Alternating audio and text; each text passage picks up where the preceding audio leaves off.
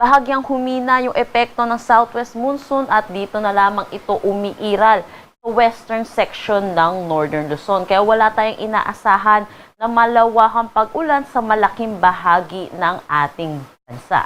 Inaasahan po natin more on localized thunderstorm ang magpapaulan sa malaking bahagi ng ating bansa, liban na lang dito sa western section ng Northern Luzon na inaasahan po natin yung mataas na tsansa ng mga kalat-kalat na pag-ulan.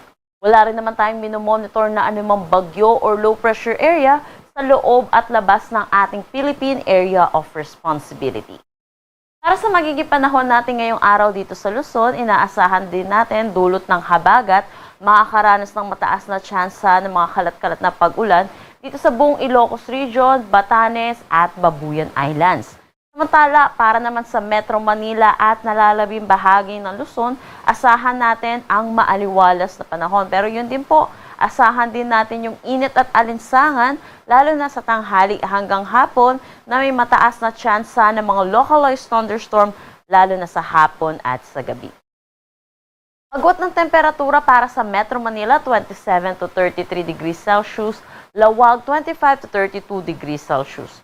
For Tuguegarao, asahan natin ng 26 to 36 degrees Celsius, Baguio, 17 to 24 degrees Celsius, Tagaytay, 24 to 33 degrees Celsius, at Legazpi, 25 to 32 degrees Celsius.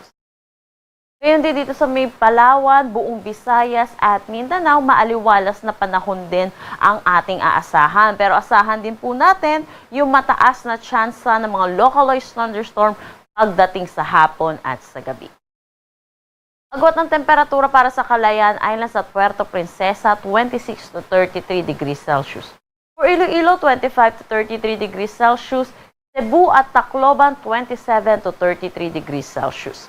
For Cagayan de Oro, 26 to 32 degrees Celsius, Zamboanga, 24 to 34 degrees Celsius, at Davao, 26 to 33 degrees Celsius.